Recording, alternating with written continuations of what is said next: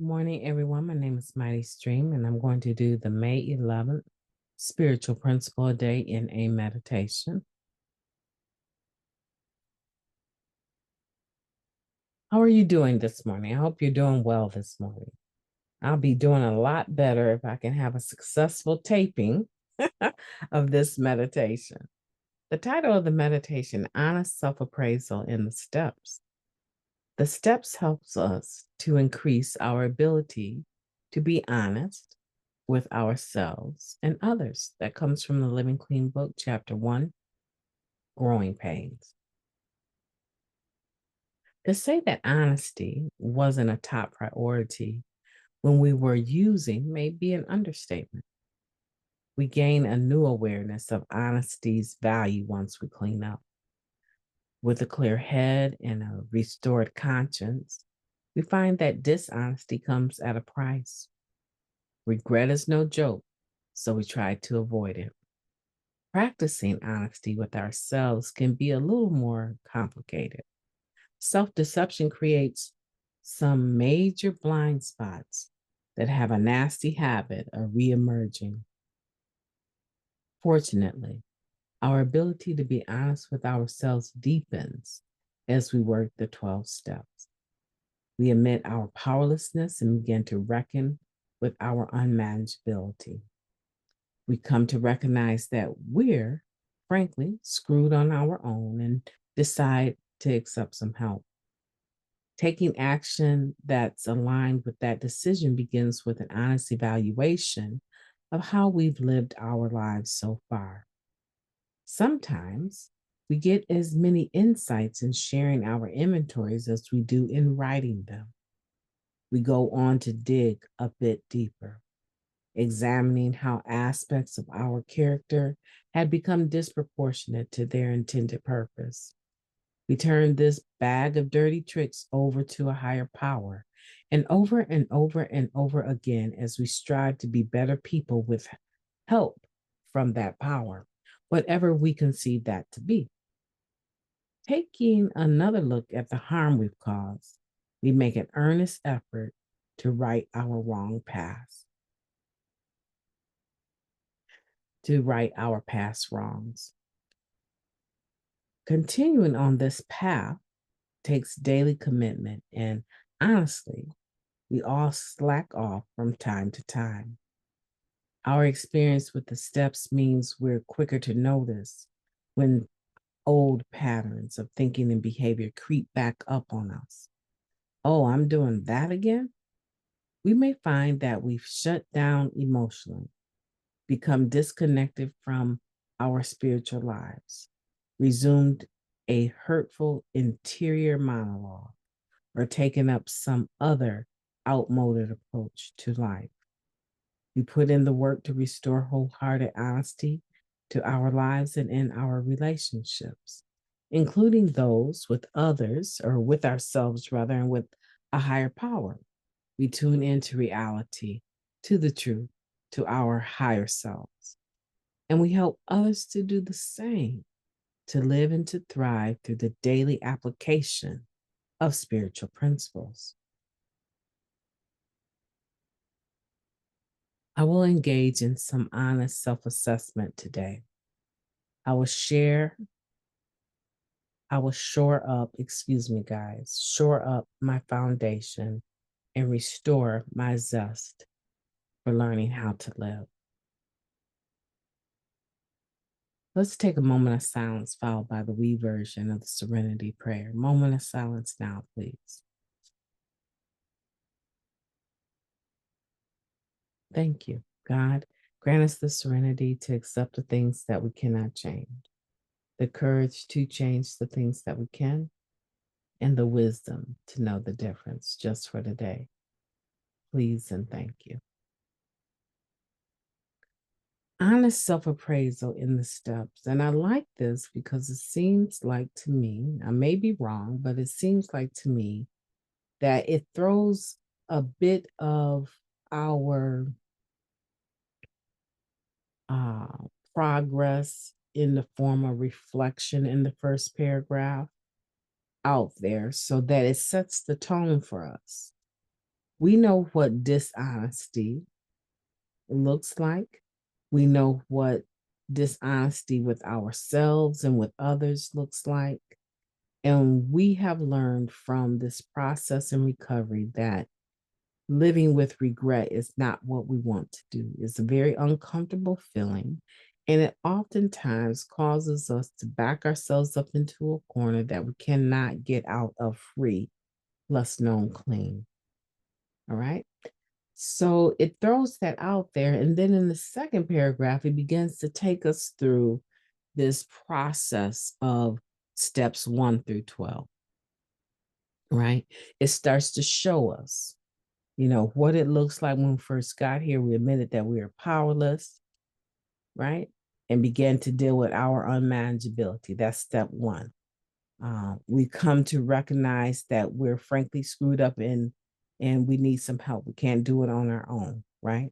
That's step 2, that we came to believe that we could be restored to sanity. Taking that action, aligning with that decision, we began to make an honest evaluation. So the second sentence is about step 2 and 3. The third sentence is about our step 4, right? And 5, because we're sharing our inventories now, right? And we go on and we figure out that there's some parts of our personality, our character that need to be addressed because they keep reemerging over and over and over, causing us ways of acting or causing us to behave in manners that are inappropriate, right? And so that's 6 and 7, right? And so it just takes us through all of these steps in a very sweet way of doing it, where we're able to recognize, okay, so self appraisal, a lot of times we talk about it very quickly. We talk about the steps in a very dismissive manner, but when we dig into it, it's not always as, free moving, as quick as it sounds, right? There are some fellowships where you can just read a chapter and pretty much almost be done with the steps. That's it. I mean, that's freeing in the sense because you get a taste, a hint of what needs to change.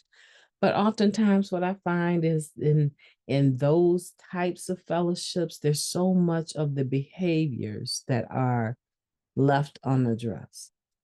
One fellowship just focuses on just one drug of choice. You kind of process these steps in a hurry and you still find yourself popping pills and smoking weed, right?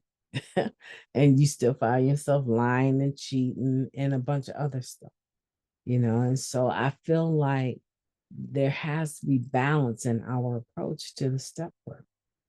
And when we do honest self appraisals, we're in a position, hopefully, with some input from someone that has some insight in this process, to start focusing on the stuff that we've ran away from for so long. There's got to be a feeling of freedom in that. You mean I can finally start facing the truth about myself? I don't have to wait for the shoe to drop. I can start tackling these issues on my own. Wow, this is amazing. And we begin to do that, right? Engaging in some honest self assessment today is going to be the place you want to be today. You're going to want to take this meditation and begin to apply it as soon as we get done. I mean, you don't have to wait till later on tonight in a 10th step to do that. You can do it now.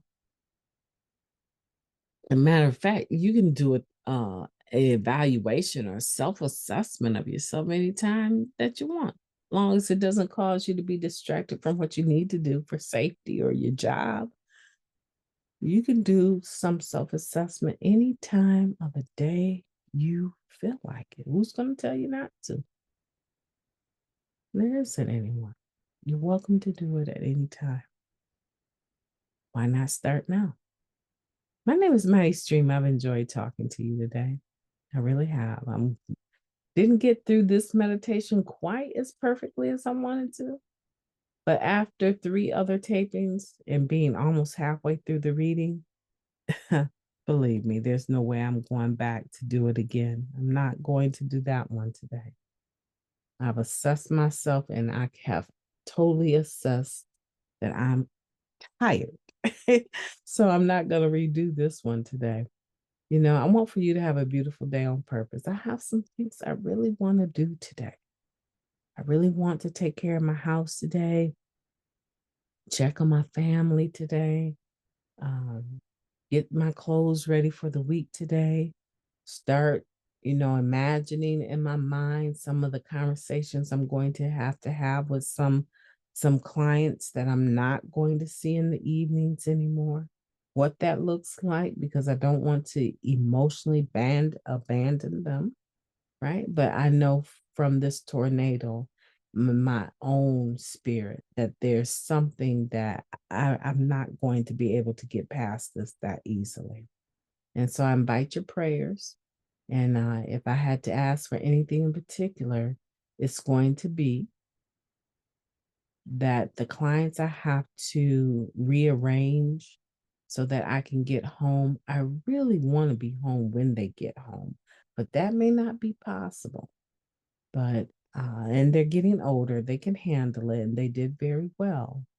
But some of those clients that I'm sitting in the office with, and I'm 30 minutes away from home, and I'm sitting with them up until 7:30, and sometimes not getting done with notes till 8.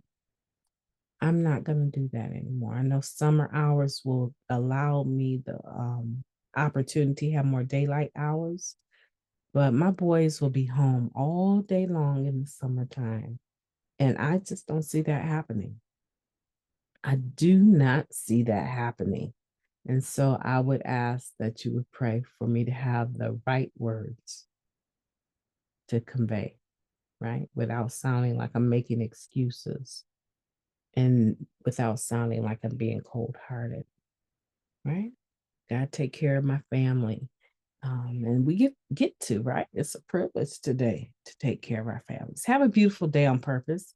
I'll be talking to you tomorrow.